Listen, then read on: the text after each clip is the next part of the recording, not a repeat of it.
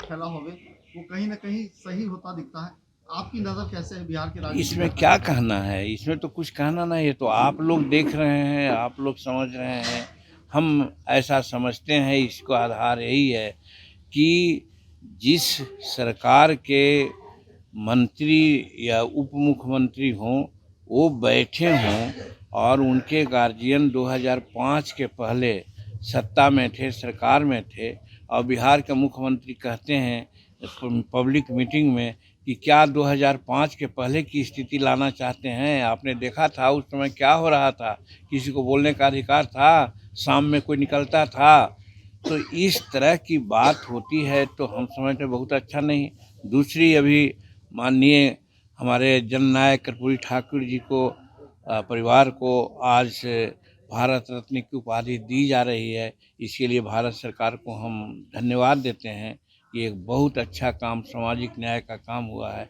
उस अवसर पर उनकी जयंती, शताब्दी जयंती है, उस अवसर पर बोलते हुए नीतीश कुमार जी ने क्या कहा कि भाई कुछ लोग अपने पुत्रों को आगे बढ़ाना चाहते हैं, उनका यही उद्देश्य है। हमरा तो भाई कर्पूरी ठाकुर जी के चरण चिन्हों पर चलते हैं। उन्होंने अपने परिवार को नहीं बढ़ाया, हम अपने परिवार को नहीं बढ़ा रहे हैं। तो डायरेक्ट है कि वो कांग्रेस को कह रहे थे और राष्ट्रीय जनता दल को कह रहे थे। ऐसी परिस्थिति में आप समझते हैं कि एक होने की बात है क्या? इस आधार पर हम बोलते रहे हैं कि खेला होए।